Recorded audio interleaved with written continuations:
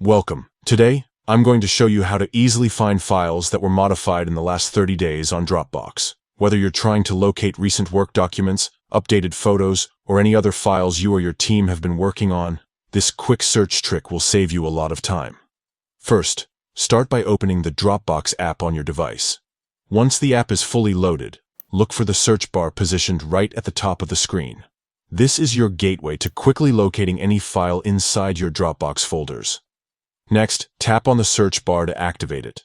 When you do this, you'll notice a few filter options appear, including one that looks like a calendar or a date filter icon.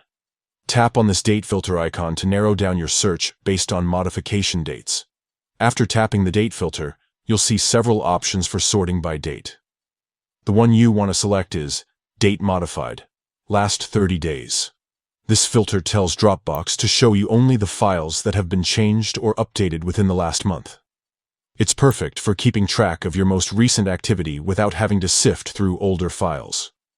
Once you've set the date filter, go ahead and enter the name of the file you're looking for in the search bar. You don't have to type the full name. Just a keyword or part of the file name will do. This helps refine your search results even more. Finally, hit the search button or tap enter. Dropbox will then display a list of files that match your search term and were modified within the last 30 days. You can scroll through the results and tap any file to open it instantly, and that's all there is to it.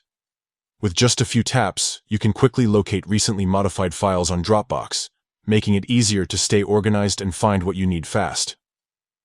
This method works great for personal users, teams, or anyone managing lots of documents and wanting to keep things up to date. Try this out the next time you need to find recent files. It's simple, efficient, and keeps your workflow smooth. Thanks for watching.